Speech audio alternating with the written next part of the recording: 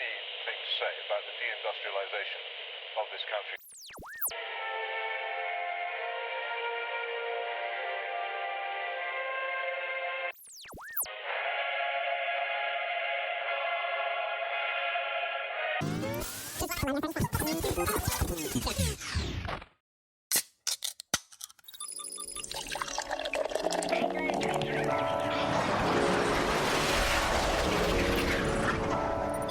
Georgian townhouses on the moon, the highest GDP per capita in the Milky Way. Small modular reactors under every village green. This is Anglofuturism.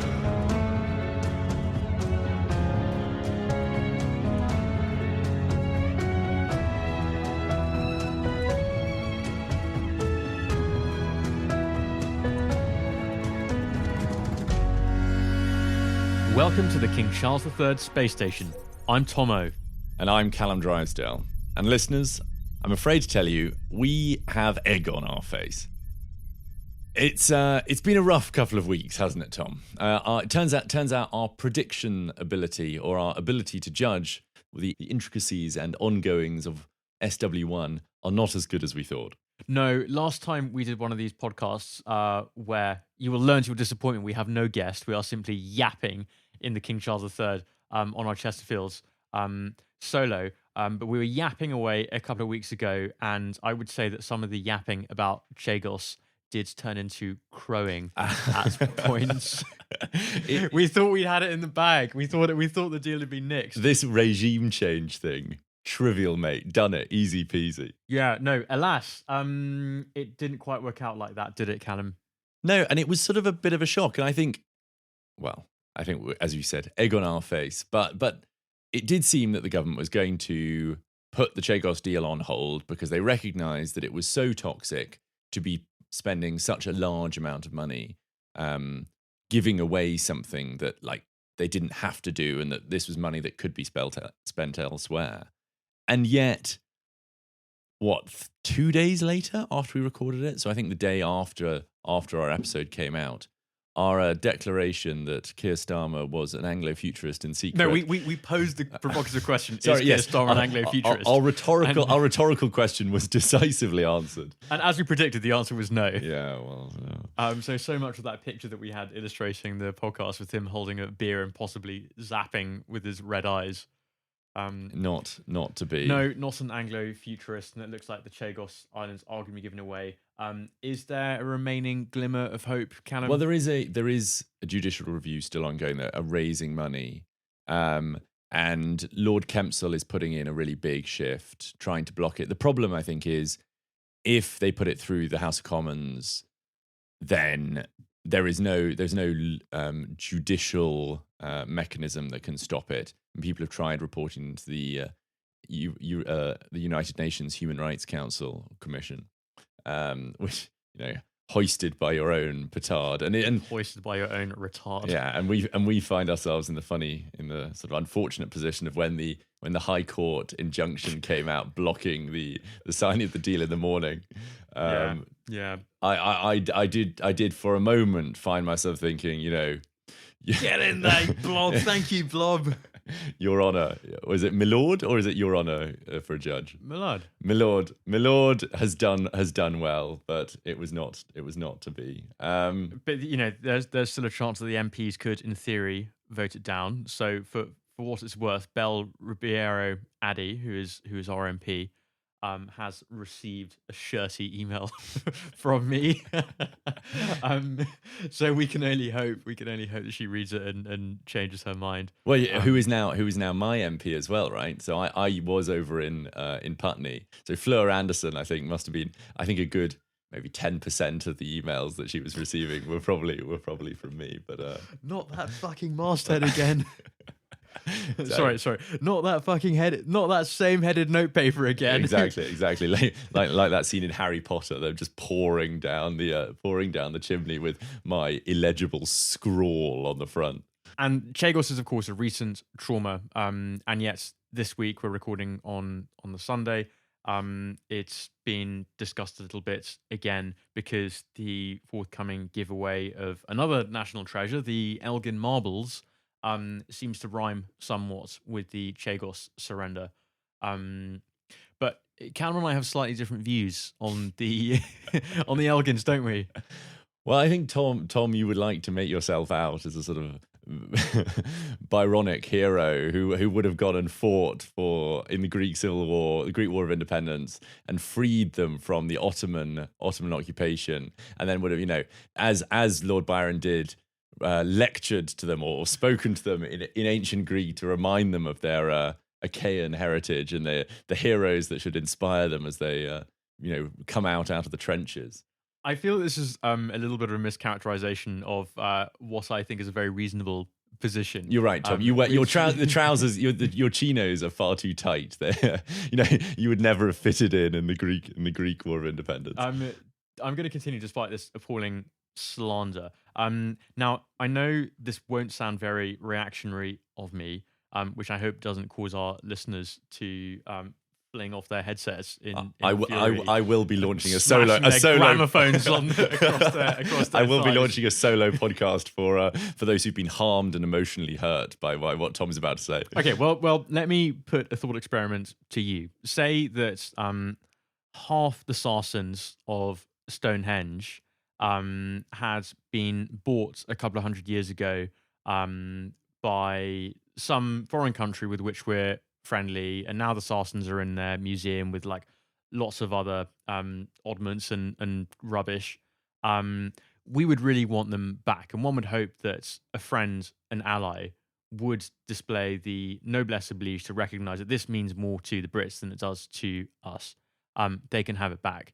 Very reasonable, right? But it just means more to them than us. Yeah, that's fine, and I think that is a nice argument to make in the sort of abstract, right? Yes, you apply a Rawlsian veil of ignorance. Yes, that is how we would like it. But I think you're making the mistake here of that many like internationalists do, and modeling and like very poorly modeling the sort of thought process of these other countries, right? Like Britain is not giving these up as a gesture of noblesse oblige, right? We're not acting from a position of power. This is because the rest of the world can see that there's something of a fire sale happening, and they see it as their opportunity to get whatever they can back, right? As at the same time, the British Museum has all of these things because the Brits were these early antiquarians, right? We actually cared about them. That at the time the Acropolis was being used as an ammunition store by the Ottomans, and Lord Elgin bought them because no one actually cared, least of all, frankly, the Greeks. So I think we have to recognize that many of these antiquities only exist because of our attitude to their preservation. And frankly, a lot of a lot of cases where things have been returned. I mean, the good example is the Benin bronzes that were given back to Nigeria, disappeared into private collections, and were not cared for. This was an opportunity where some people who saw the opportunity to enrich themselves, at the expense of Britain, and our like fatal naivety, and they leapt at it. Oh yeah, are you going to tell me that we have been better custodians historically of these items than many other countries would have been? Part of custodianship is sometimes knowing when to relinquish something. I certainly don't think we should make a habit of it.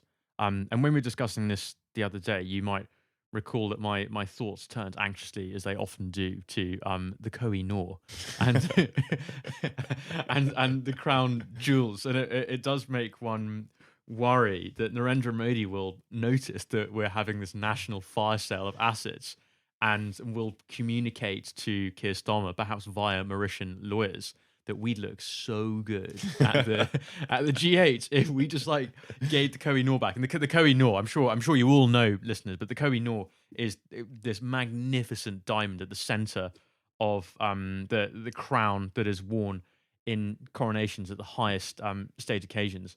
And it passed from empire to empire until it ended up with our own. Well, but I think as well, right, that even if you have that view, there are people who disagree with you, and I think it is have what view? As in, they have the view that we should be returning some of these, or in your case, in some specific cases, to a friendly a friendly brother nation kind of thing, that we should potentially be giving these back. I think, which I disagree with, but whatever. No, I'm literally saying give the beef eaters like flamethrowers and grenades. Like that duel is not leaving the tower until Labour leave office. But if you were a hardline lover of the marbles, the big thing that you wanted in the British Museum was that they kept them.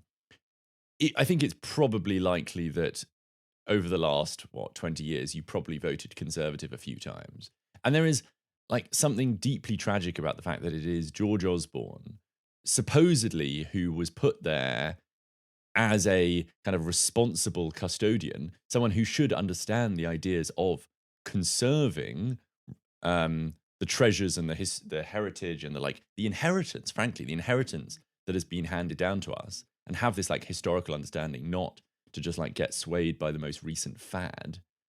And yet, these people, there is basically no difference between Osborne and the people who we would probably be quicker to describe as activist lawyers, hell-bent on the destruction of Britain. Yeah, I certainly wouldn't want to be pegged as some kind of woke wetty who wants to too late who wants to give away all the family jewels. Far from it. I'd be very, very sad to see the Elgin Marbles go. But in keeping with what you're saying, it does strike me that members of the British political elite, and Osborne is one of them, and Starmer and Lord Hermer are others, clearly feel themselves to have more in common with their counterparts elsewhere, or perhaps they. Let me refine this. So this rarefied group clearly feels that abstract internationalist ideas are more important in these respects than their inheritance from their predecessors on these isles. And so there's this kind of Burkean historical chain of obligation, which seems to end with our generation. We've just sort of like woken up in this kind of country house full of stuff that other people are saying is theirs. And I do think that's and they're now flogging it off, right? Well, exactly. Like we are like the first son who received his inheritance too early and is now selling off the family silver because to keep gambling at the races because he's having a great time, and at some point will end up in debtors jail. Yeah. We it's difficult to put yourself in the minds of anyone from history or any leader of this country historically.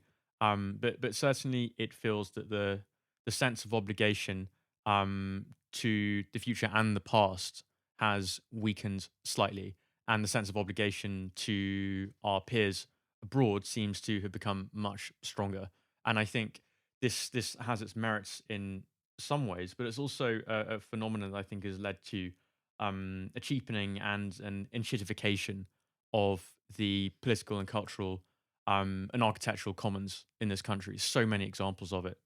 Yeah, we were talking before the episode started about this group of people as a kind of like similar to the Normans, the Vikings who like ranged across Europe and conquering, Normandy, well then through William the Bastard, Britain, the Kingdom of Sicily, serving down. Calum's got a twinkle in his eye because he's often accused of having Norman physiognomy, so he loves to hear of William's conquests. I like to think that actually, Tom, like you and I would have been on different sides. No, that's not true. That's not. Possibly that is true, but rather you'd be some Norman infantryman. Don't get ideas about being in the cavalry. I'd be some kind of terrified Saxon archer. But in fact, this does suggest that we have a shared sort of Scandinavian heritage, because if I am a Norman, then I came from these similar, dark and cold fjords, and we just left our motherland earlier and arrived in Britain at different times. The French Catholics have got a lot to answer for the St. Bartholomew's Day massacre. You damn Huguenots! Calum's DEI hire on this podcast because of his Huguenot ancestry. The point is that in the same way that you had this class of like warriors who basically had a jolly around Europe conquering kingdoms for fun, or the kind of Greek heroes of the Odyssey, that we now have this class of people, like Mark Carney style, who Yeah, just move. interchangeable management. Like Yeah. people who go from like CEO position to CEO position in the FTSE 100. And the day the small family company, where someone is due to inherit the company, the first son or whatever, is long gone. There is a managerial class, and they do seem to be interchangeable. Although, of course, as as you did say, no, I won't say as you did say. Although, as a wise man said, as the joke that we wrote down earlier said. Although, of course, I think if Mark Carney was potentially building castles as we have inherited on. God, yeah. What did the Normans do for us? What did the Normans? The Normans built massive castles on the border between England and Wales. Yeah. So they're marvels today, just as they were then. So what we need is Mark Carney to build a massive, great fortification in Dover, and in that case, I will let him. I will tug my forelock when he rides past. How about that? maybe Navin Rangulam and his and his colleagues in the Mauritian Parliament will build some fantastic castles on behalf of the Chinese in the Chagos Islands, and perhaps one day our descendants will tour them and enjoy them in one way or another. I do fear that all that money will be frittered away on kind of fast cars and lavish trips to Mumbai. Well, apparently already the money that we've given to Mauritius that was meant to be spent on like just like 5% of their GDP. Yeah, well, but the money that was meant to be given for Chagosian welfare has already, What? Wait, hang on. You're not going to say it's not gone to the Chagosians, are you? Look, Tom, I know you have a very trusting soul, and it passing through Brixton to go into work most days, often Tom will be approached by some damsel in distress who with some sob story and will return with no shoes because out of the generosity of his spirit he's handed them up. But unfortunately, I think the money has not been well spent. You're telling me this for the first time. But I mean, the problem is not limited to the Labour Party and the Conservatives, right? Like Richard Tice recently saying that basically it didn't matter if the kind of white British, and I'm white British ethnically British population of Britain fell into a minority that was predicted in 2063, and his response was basically like, oh well, I'll be long gone then, right? It is an attitude that even among this protest party, isn't just not none of them seem to have this idea that actually there is anything that is any kind of value in thinking longer than the next five minutes. Yeah, I think that's very right. And of course, the context here is that we're a pretty homogenous country until very recently in our history. Now the government kind of spams the country with hundreds of thousands of immigrants per year in order to plug holes in the labour market, and this might make sense year to year. But clearly there are massive consequences that we're beginning to find out with the Boris wave. So it's not only massive liability to the taxpayer, it could be £240 billion within 30 years or so, because these people bring their dependents, and it becomes quite expensive. And it's also, when you're talking these numbers, a case of the culture changing in a way that is probably irreversible. And of course, and of course, if people integrate well as they did, I would say, over the 20th century, then that's all well and good. But I think perhaps people are in favour of this kind of massive cultural change. Perhaps they're not. But the point is that you need to acknowledge that this this is a kind of extraordinary historical occasion. There is no kind of national group ever that I think that has willingly made itself a minority in its own country. And also, right, potentially the Emiratis with their guest workers, but yes, I think they come and go. And there's a very strong sense that the Emirati culture must be preserved and is dominant, and there's no risk to it, right? Yeah, and I think as you say, no one has actually made the argument for this. So I was, and I won't name the person because we had a We had a robust conversation last night at about 4 a.m. At a party. But this was a guy who works for a Conservative MP, and he basically said, like, why are you worried about this? This doesn't matter. Like, these people are British. Fair enough. They do have British citizenship. But Tom and I had actually just that day we went and visited the like big Hindu temple in Southall, which is, it's astonishing, isn't it? Like, you go in and this vast building, really, really beautiful, like teak carvings. The stone interior of the main temple complex is like all hand carved out of like Italian marble, as they were very keen to tell us, and like packed, right? Like, I don't think I've ever seen like a religious building that big and full. View Only like the Hagia Sophia. Yeah, and that's probably tourists, right? Like, there were no tourists here. This was like they were there for like devotional activity. Yeah. But like, this is an area in Southall that is like 0% British. So to any 0% ethnically. 0% ethnically, yeah. And so the vast majority are like Gujarati Indians, Hindus. Like, and this guy last night said, well, yes. When I said how can these people possibly integrate? Like, there is no way for them to absorb or assimilate a culture. And his response was, well, they get it by watching the BBC and scrolling on Instagram.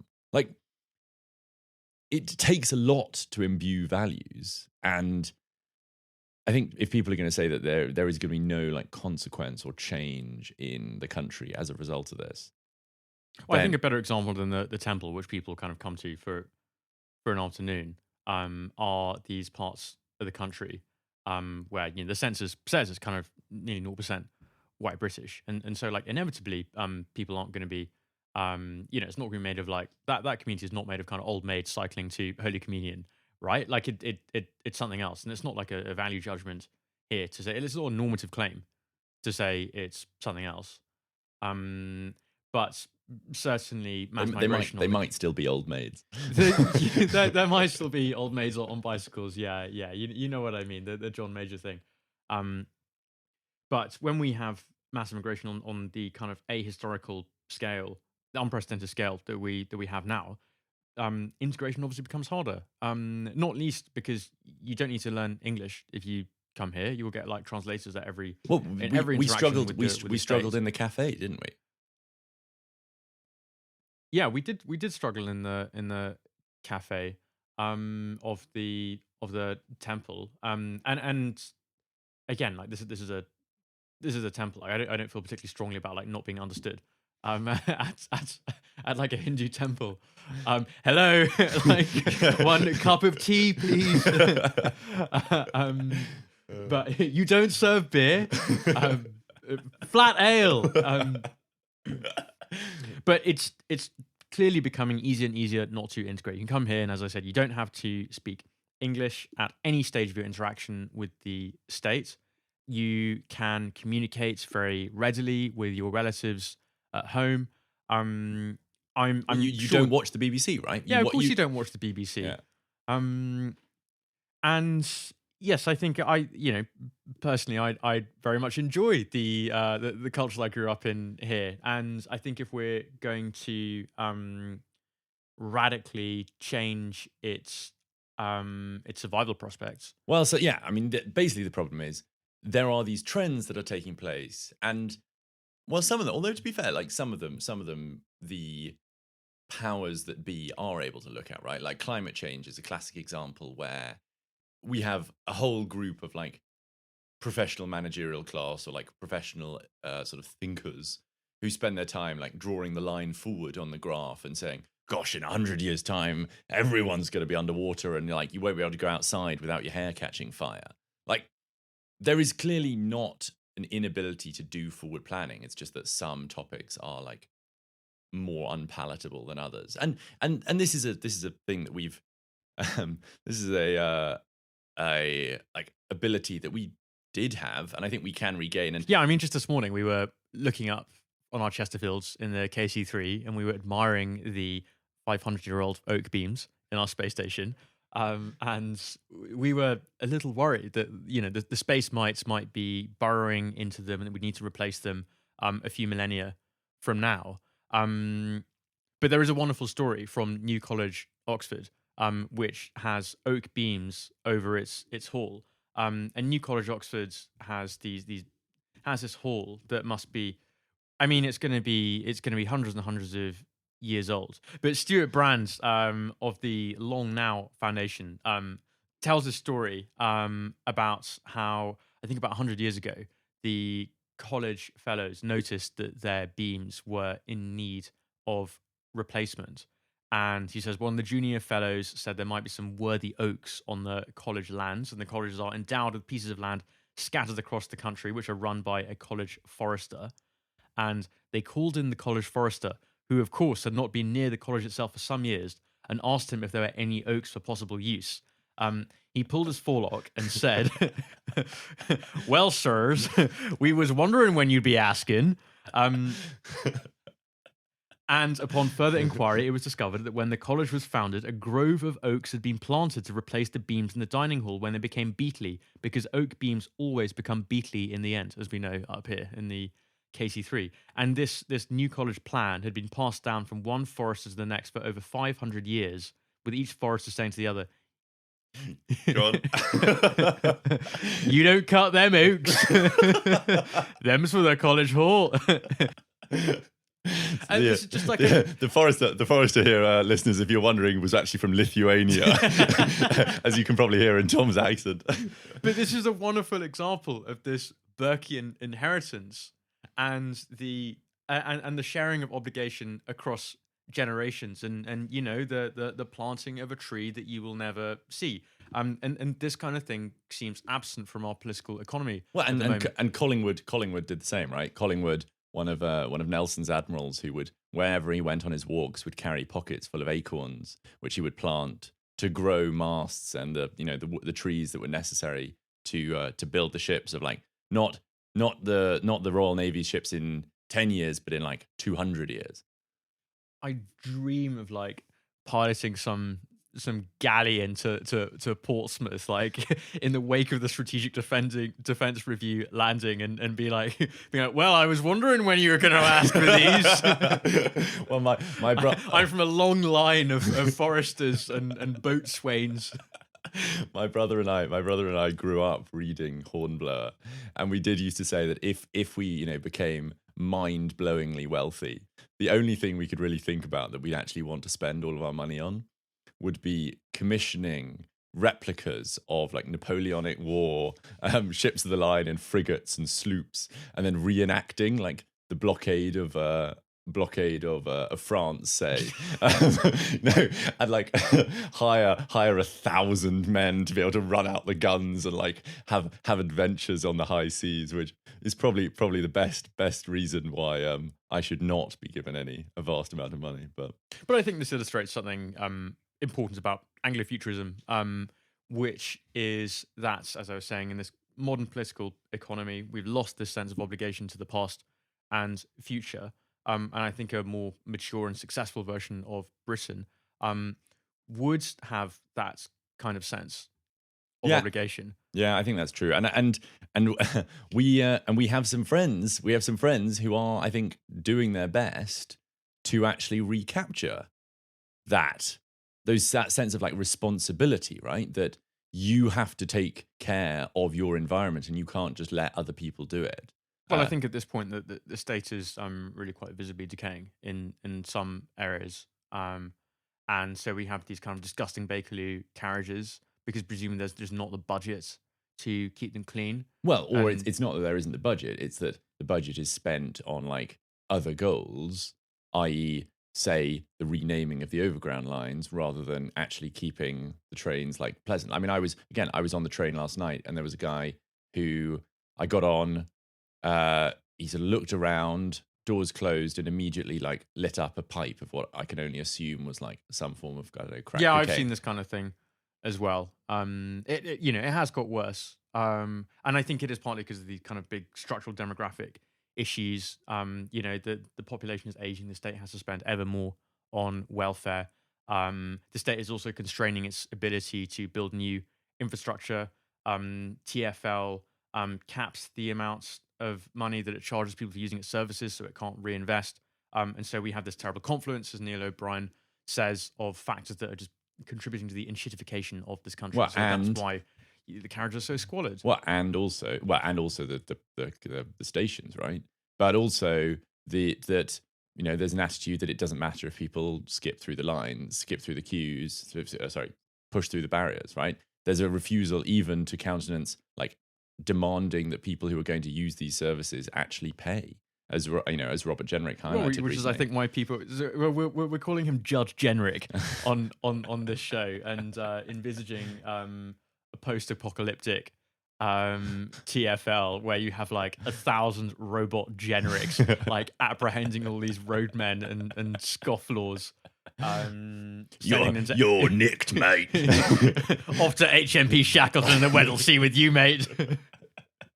And so we should then applaud Joe Reeve of LFG, who led a group of people to go onto the Bakerloo line and like go and with some people take off their own backs with their own money, go and clean graffiti, right? Because it is that attitude of seeing it not as someone else's problem, but something that you personally can go and fix, that that embodies the spirit of Anglofuturism.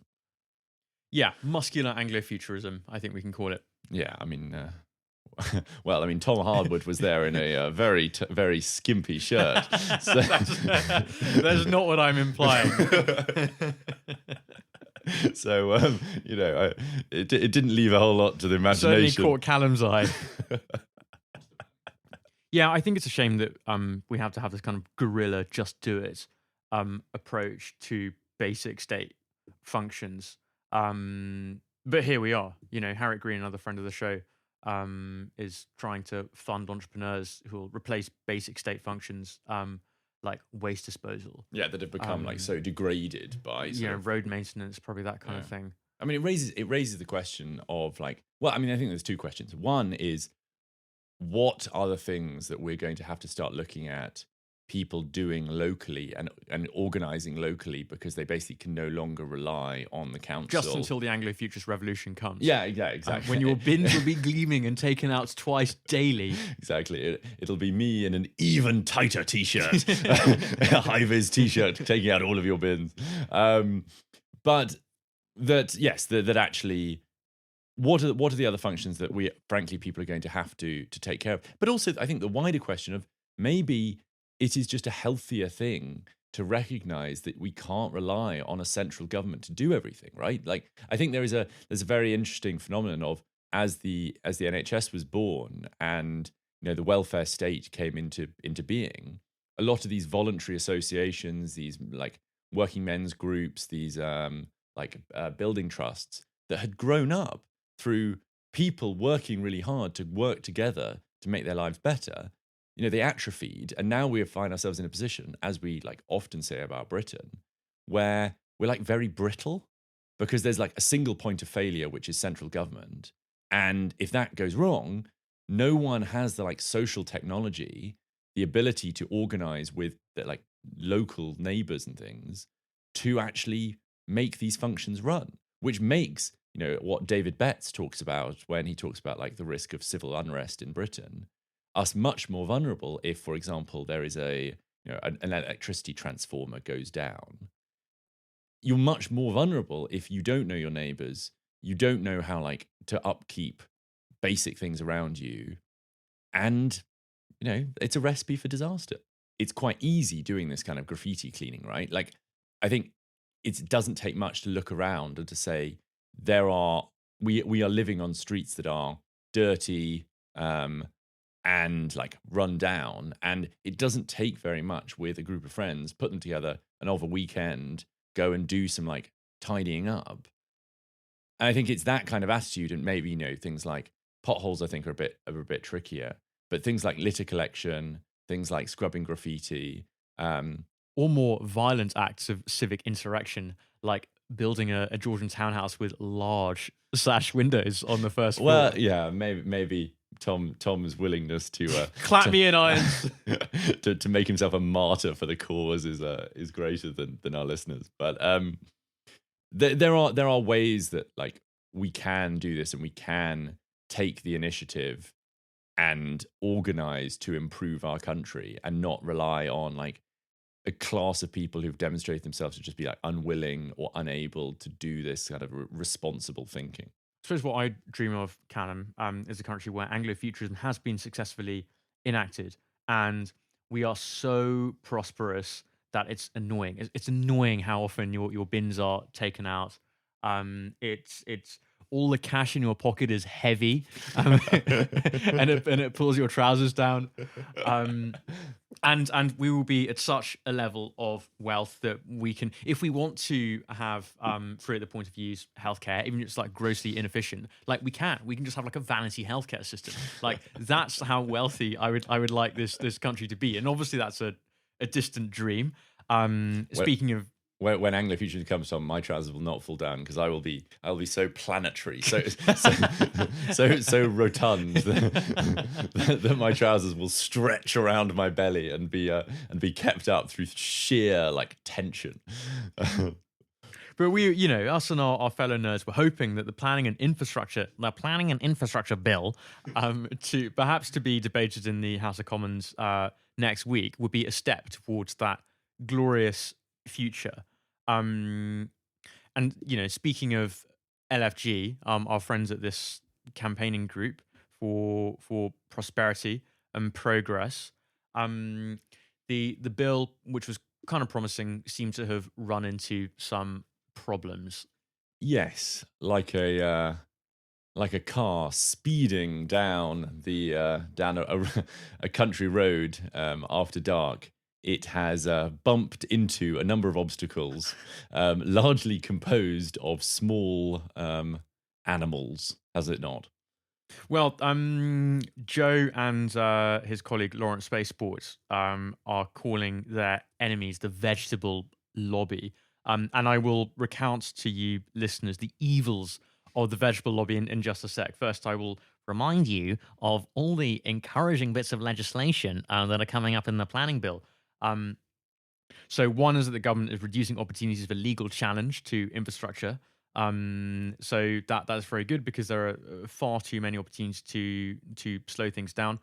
It will reduce the opportunity for local councillors to make planning decisions on a case-by-case basis.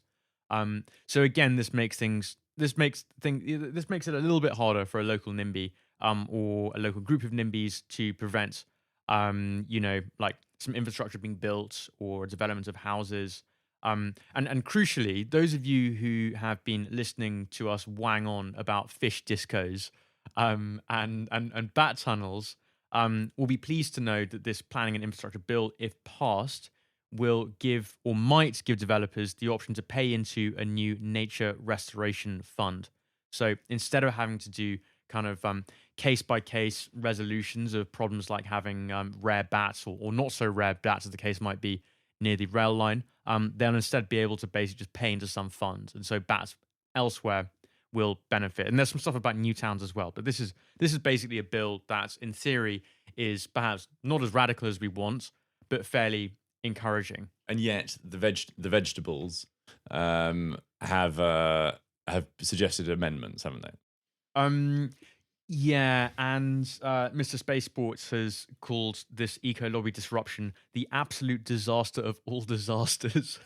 I mean, where do we start? So their top priority amendments, Lawrence says, would mean developers would have to deliver environmental improvements in every area before work can even start. Because this was the key. This was the key point, right? That at the moment you have to show that there is net no loss of biodiversity and nature. So you get a whole load of planning consultants who sell you the quantification of and exchange rates between one rare newt to 12 rare ferns and how they can be placed elsewhere, which is what generates a lot of this hold up in environmental review and the planning process. And this idea that we were hoping for was that you just put up a lump sum, it's deployed nationally in a more efficient way for bigger projects, i.e. wetland regeneration, reflooding of peat bogs, and reforestation of Britain's temperate rainforests, which I am currently very interested get in. excited, listeners.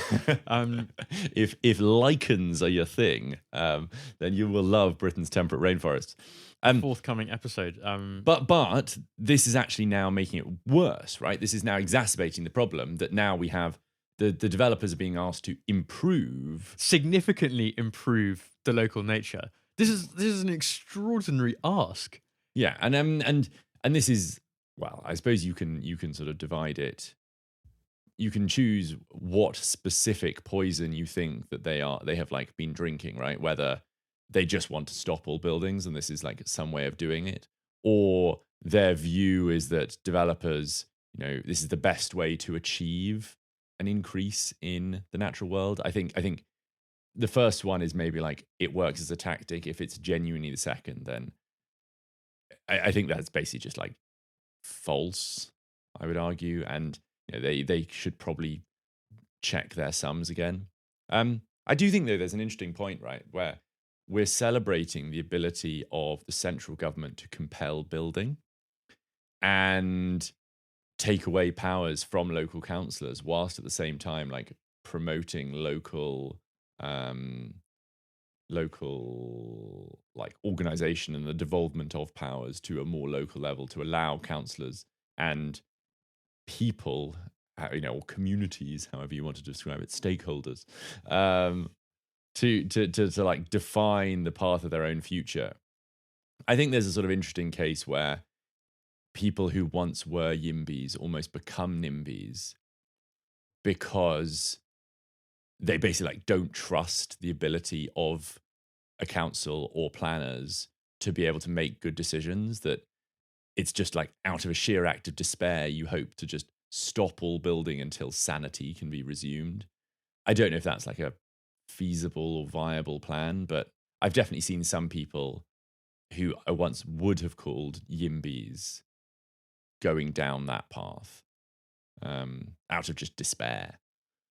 Yeah, I think it's also worth recognizing that the population increase we're seeing in this country means that we're having to build. Well, we're trying and failing to build more houses than we've ever built before, and unfortunately, partly because of many regulations about these houses, often they don't look very nice, and so one sympathises somewhat with the NIMBY, I'm afraid. I think I sympathise more with the NIMBY when it comes to housing developments in rural England, particularly when the revealed preference of people is to live in cities, than I do when it pertains to big infrastructure. And unfortunately, you just need to have a kind of strong hand of the state to make infrastructure happen.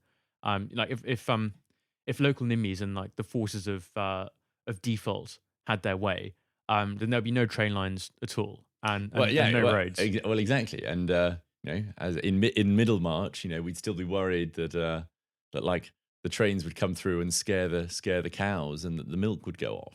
Like it's that level of kind of superstitious like ignorance that tells people, you need to stop all pylons because there's such a risk to life, or 5G towers.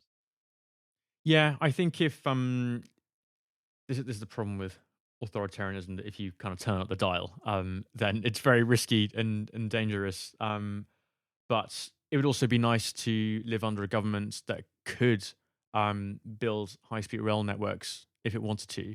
It's being kind of humiliating climb down from us trying to build our second one in 30 years. Kind of 9/11 moment for infrastructure nerds. Well, I would say when the Northern leg was cancelled. I think you make the interesting point about the authoritarianism, right? That authoritarianism, I think it's overplayed somewhat, the idea of this like British idea of liberty. Like Britons have been very, very free, and we have been historically like very low, have been policed at like a very low level. That's a lot of it because we have accepted like the rules placed upon us and have just consented to follow the rules. And the state has always maintained like very draconian powers when it chooses to use them. I mean, going back to the topic of the Royal Navy, right? You could just be seized off the streets and pressed into service. Callum's wondering if that's based. No. I suppose in all these scenarios, I always imagine myself as the young midshipman rather than the tin miner who then gets snatched and has to go and I don't know, get impaled by oak shards when a cannonball gets fired. Well, through maybe you're the chap porthole. who was the young Irish boy who was press ganged into the Navy and then was first to spot Antarctica. The opportunities for glory from being press ganged should not be underestimated. Should we press gang ourselves into a break and a cup of tea? I think the bullet-headed, barrel-chested men of the tea press gang are coming through the door, and we will be led away in chains to dine on biscuits. But we will be back after a tour of Gibraltar and the Mediterranean in a little while. I was wondering when you'd ask for your tea. Introducing Flatter. We are a new entrepreneur-first funded, AI-driven, deep tech consumer electronics startup. Have you ever found yourself out and about, thirsty and hot, but the only drink you could find was lager? Introducing Maxwell's Mallet, the first LLM-powered device able to remove bubbles from a drink and make it flatter. Our proprietary technology carries out sophisticated computational fluid dynamic simulations of your drink to identify emerging bubbles and then captures them before they form. The device requires no electricity, using the stored carbon dioxide as a power source, and additional hot levels can be controlled via our app. Join our waiting list now. Thank you as well to our other investors, including the Anglofuturist Sovereign Wealth Fund, Wessex Ventures, and Jack Needham. Welcome back, listeners. Calum, I am desperate to discuss with you Wednesday's government spending review. Well, Tom, you're in luck because I am so stuffed full of tea cake and Yorkshire Parkin that am willing to sit here and listen to anything you have to say. Well, I'll break the bad news to you while you're happy and full. I believe there is no mention of Antarctica in in the spending review, nor is there a mention of Dogger Bank. The winner, as you can imagine, is the NHS, and then it gets its customary ever-increasing bit of state spending. Schools are getting a funding boost. The thing I think it is worth highlighting on this podcast is the disbursements to science and technology. And in short, the government has said it will spend 86 billion on the science and technology sector by the end of this parliament. Sounds pretty good, right? I mean, it suggests that they recognise the need for it, right? But as I know what's going to happen next is you're going to tell me that actually this is not so positive at all. Yes, I did raise this with a couple of experts, and they pointed out that this 86 billion essentially amounts to a flatline budget. So it's not going up in relative terms, and it's going down slightly in absolute terms. It's not to say there won't be fun stuff that will be done with that money. So that package will go towards new drug treatments, investments in longer-lasting batteries, and AI. 500 mil will go directly to mayors to fund innovation clusters across the country. I think that is an example there of what Joe Hill would call everythingism, right? You're trying to use a nice big hub. Yeah, you're trying to use money that's given to mayors for that should be used to fund like top level research, and instead it's being given to people who probably don't have the skills to be able to judge what actually is good research, and instead it'll be spent on kind of pork barrel style jobs programs. And I mean, I think and people have made the point, right, that too much of the South East receives this money, and as a graduate of London's technical college and polytechnic, I'm not averse to the money going into that area. But at the same time, right, this is a general point of if we want to do top level research and actually to have the future be made here, we can't have to be divided in our goals, right? We both read about like the rise of science in Britain post like Francis Bacon up to the Industrial Revolution. There's like 200 years where you've just got gentlemen amateurs in their houses doing this kind of research that's not paying dividends, but like Collingwood, right? They understand that this kind of stuff is necessary and it will pay itself back over time. But this, to me, this seems like, a very short-lived and like very risk-averse attitude that research must pay for itself and we need results. Otherwise, it's all a waste of time, and the money could be spent on, more NHS. I'm going to pick up one nice thing, which is that we should get approval finally for the Sizewell C nuclear power plants and a new generation of SMRs, plus a new railway line between Liverpool and Manchester. So clearly there is recognition within Labour that growth is a prerequisite for even maintaining British living standards such as they are at the moment. It's not the kind of unleashing of dozens of high-speed rail lines that we'd like to see, nor is it the kind of radical overhaul of spending allocations to big important projects like SMRs. I think that the sad reality, as per Whitehall sources for the BBC, is that the spending review will be ugly. That's the word that's been used, and that everyone is clamouring increasingly vociferously for more money. Well, and it's interesting that this comes right just after the Strategic Defence Review. This is like the review on what British defence and the Army and Navy and Air Force like should look like in order to keep Britain safe going forward. And in that, it makes a number of points about the need for like both an integrated nuclear sort of division, i.e. that nuclear can't sit outside of the forces, and we need to be recognising that not only are we going to need to replace the current, I think they're Vanguard class submarines.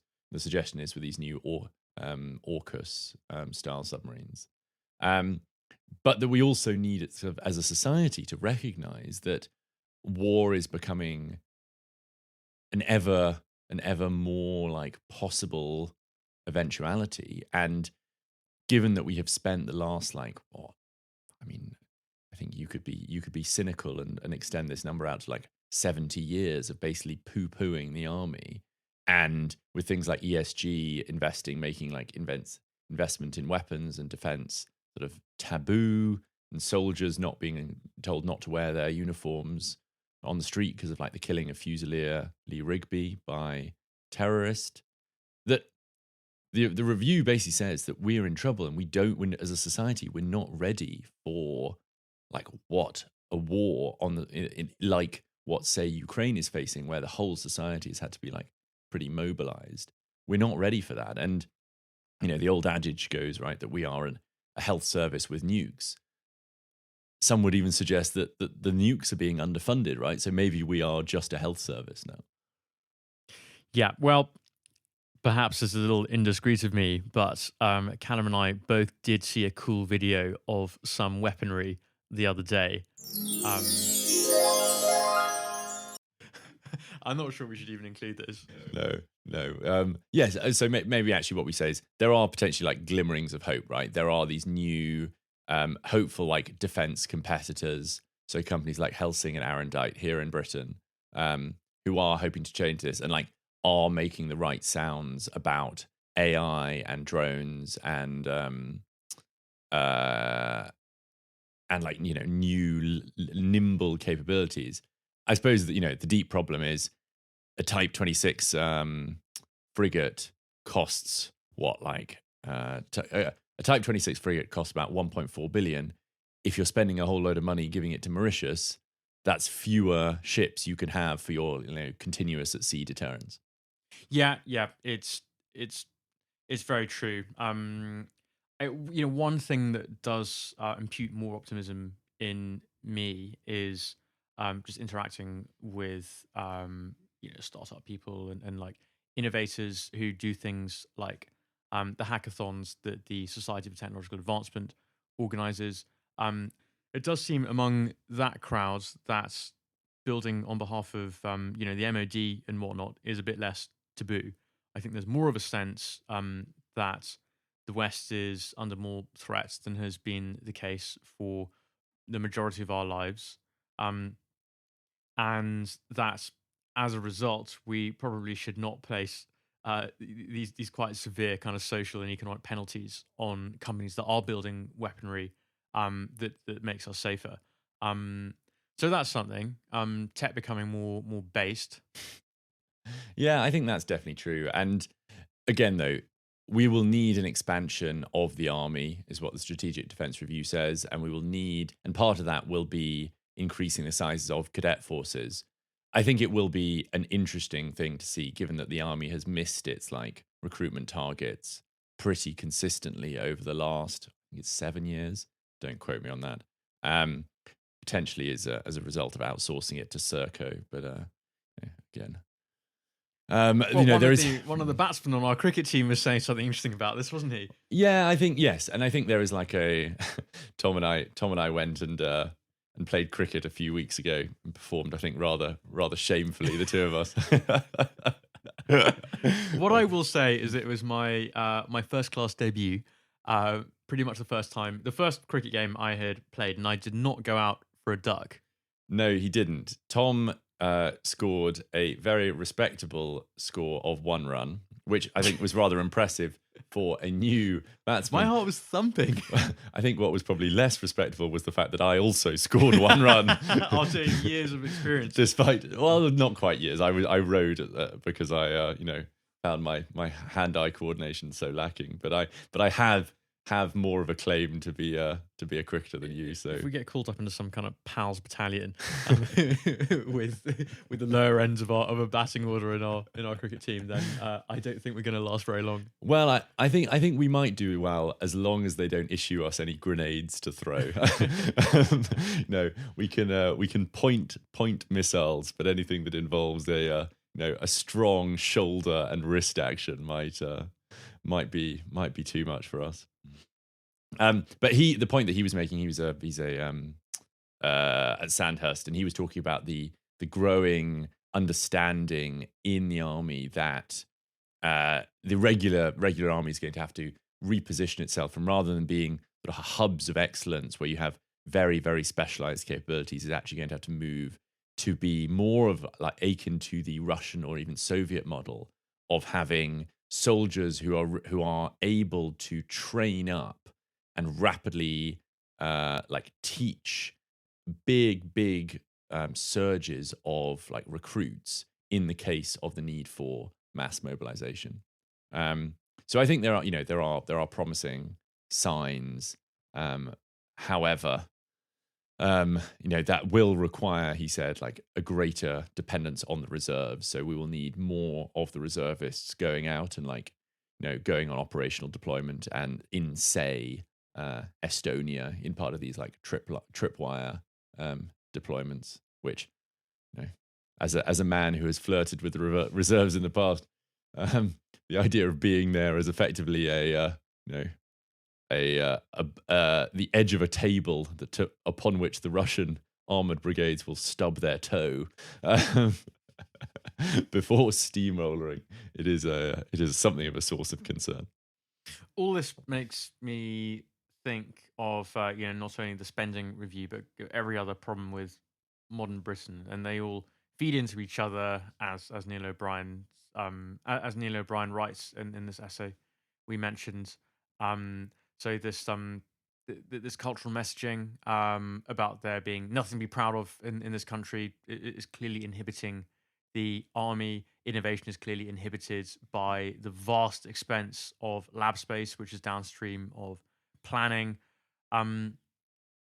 It's difficult to imagine a situation where a government can grab every single one of these problems by the roots and tear it out all at once. No, well, exactly. And the problem really is there is an awful lot of money being spent on welfare and the NHS, which, I don't think either of us is going to start declaring exactly which bits we want to cut.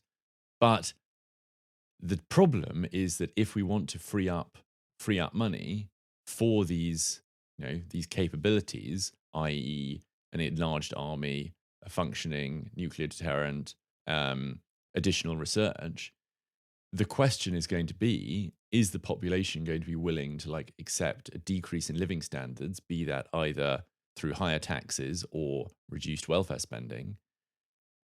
At the moment, it doesn't seem that there is a constituency of people who are going to be willing to do that. No. I mean, obviously, kind of the electorate's revealed preferences for more free stuff, and also to be safe. But the risk though is those potentially are in opposition. And they might well be. But what our friends at LFG are trying to do is make the pie bigger. And if that happens, then we can have these decadent programs where you get loads of free stuff constantly. Like I said, I dream of a country where there are too many hospital places, too many beds. They're too comfortable because Britain is doing so well. Yes. We're not going in that direction, though, are we? We are still heading in the wrong one. And the news that came out the other day about the government cutting the support that it gives to to universities to train nursing students, but also sort of midwives and things, and instead that they're going to rely on foreign labour, does suggest that these learnings, that investment in a population is necessary, and we can't just pick up and drop when we need it, these capabilities, because you are creating obligations and liabilities for yourself downstream. But again, there's no willingness to do this kind of long-term thinking. Yeah, it's funny listening to parliamentary Tories talking about this kind of thing, and now they seem to understand that these problems are interlinked, and that certain kinds of radical action are required to get things fixed. I like to think of this as Tory post-nut clarity, where they belatedly realise, having fucked up the country, what they should have done. But I don't think they really. I will rephrase that. I think there are a few who are making vaguely the right noises. The problem is, once you are, it's all well and good saying this while you're in opposition, right? The Labour Party, whilst I think probably were less aligned with some of the things that we believe, were saying some of the right things about, say, planning. The problem seems to be you get into power, and either the realities or the imagined realities of a country that basically has both a low attitude of you, and also the moment you arrive starts thinking that you're rubbish and you're standing in the polls declines so much. It seems to create this entrenched fear where doing radical things, even kind of 4 years before the next election, is just so impossible that you waste time, and then you're just before the next election and more handouts have to be given in an attempt to get the last bribe that gets you over the line. Yeah, I think it's probably a bit like how I felt when I was venturing out to the stumps onto the wickets in that game that we refer to, and when I was watching other people at the stumps seemed tiny, and yet when I was standing before them, they were 10 feet tall, and that's probably the effect that ministers experience when they first enter Whitehall as ministers, and they encounter Sir Humphrey. And he is in fact 10 feet tall and 6 feet wide, and he's swinging this mace, and suddenly you just don't want to take him on. Well, and in fact, I think the person that, I can't remember whether you were bowled or whether you were caught, but the person who was bowling to you was a rather ferocious. I wasn't bowled. Well, you were caught, but he was a rather ferocious Sri Lankan who was a sort of one of the most powerful actions I've ever seen. Yeah, he was terrific. Yeah. So Calum and I are going to wrap up soon. But first I want to bring your attention, listeners, to another opportunity for muscular Anglofuturism. You will remember from our debut episode the matter of Dogger Bank, and it's come to our attention that members of the public are being invited to have their say on plans for the Dogger Bank D offshore wind farm project. This is the proposed fourth phase of the 3.6 gigawatt Dogger Bank wind farm currently in construction. So the public has been invited, as I said, to have their say. So listeners, go to the statutory consultation and say that you want not only Dogger Bank D offshore wind farm project, but also a whale-sized landmass raised in the North Sea on which we can build all those power stations that would be so helpful in supporting future spending reviews. As Tom says, muscular right fingers when you click on the click on the link. Although, of course, whether offshore wind farms are our future. Although the Ed Miliband is very keen on them, although a lot of these contract for difference auctions have been like unattended because the cost of running them is just too high. Yes, I don't think we should. Maybe listeners, what you need to do is you need to go and say, we'll let you have your toy useless wind farms as long as you build the island. Yeah, have the rotors powered by SMRs at the bottom. So yes, go forth and lobby for land reclamation. And the final item on our Anglofuturist bulletin is some very encouraging news to do with Antarctica. Go on, Tom. What's the news? Well, yeah. So I was reading quite a hand-wringing article in the Conversation or somewhere like that, which described how President Donald Trump has begun eroding the United States' presence in Antarctica by announcing deep funding cuts to his nation's science and logistics on the icy continent. So his administration has reduced funding for their research and logistics station, McMurdo, and the body which funds US research in Antarctica. And the conclusion of this academic was, if carried through, these cuts will ensure that US science and overall presence in Antarctica will be seriously diminished. I sense an open opportunity, Calum. Well, yes, the academic raises the risk of a resurgent and irredentist China. But what he does not consider is a newly formed Antarctic regiment going down, being sent down on a carrier strike group with peaceful aims. A regiment of scientists only, however, who are still able to strip a light machine gun in under 10 seconds. I vote we go to find all those oaks that Collingwood planted, repurpose them for warships, and sail off for Antarctica before our next episode. Listeners, you've heard it here. We're looking for volunteers for a hazardous journey on small wages, bitter cold, long months of complete darkness, constant danger, safe return doubtful, and honour and recognition in the case of success and whipping the Chinese into shape if we succeed. We'll see you in Plymouth. See you in Plymouth. Arrive before the 20th with an extra pair of thermal underpants.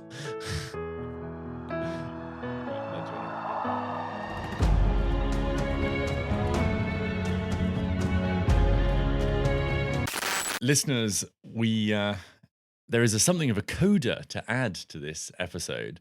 After we finished recording, and I mean minutes afterwards, Lawrence Spaceport told us that there was a development in the Planning and Infrastructure Bill. Tom, would you take it away? Yes, Pal has just passed on the message from Lawrence that the government has backed out of the amendments that they were going to add to the Planning and Infrastructure Bill. That means that they are scrubbing out those stupid additions from the vegetable lobby, as Lawrence calls them, that were going to strangle all the infrastructure that the bill was going to create. So that's wonderful news, and that's added perhaps 1% onto Britain's GDP in expectation over the coming decades. So well done, chaps, for losing your shit on X this weekend. Well, and I think it's important to like make clear, we don't think that this is going to like damage the environment of Britain. If anything, we think it's actually going to both deliver more infrastructure, more building, and a better environment, don't we?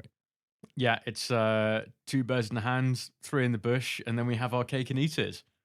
And a few more in the bird box and owls in the barn. I think good work all round. On that note, it's off to bed for us Anglofuturists.